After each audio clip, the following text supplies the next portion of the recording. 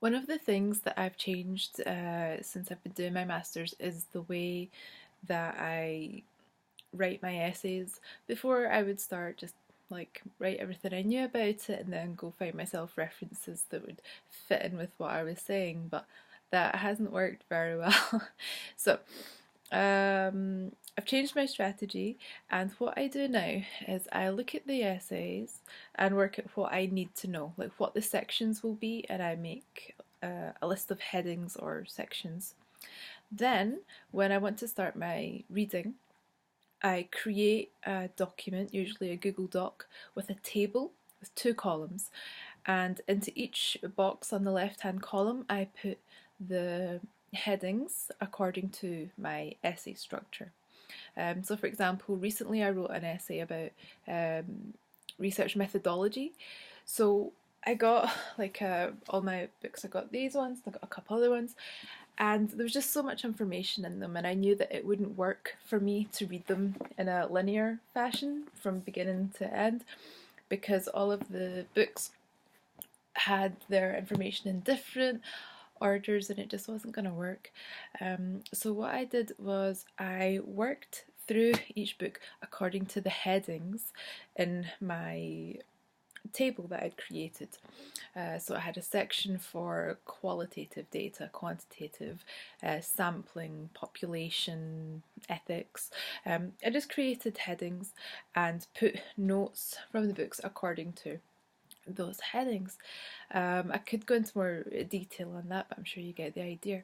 Now, the result was at the end of my reading, I went back to my essay and the structure, and I started copy pasting my notes from the tables across into my essays. So perhaps I'd read about maybe 5 different textbooks on research methods, and I started with the section on quantitative data.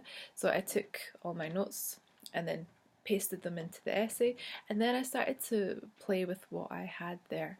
I started to weave the ideas together, looked at what I could compare, what was similar, what was different, what questions came out of the contrasts, and I think it worked a lot better because my essay was then based on my reading, structured on my reading, but with my own thinking and my own thought process into how it all would fit together.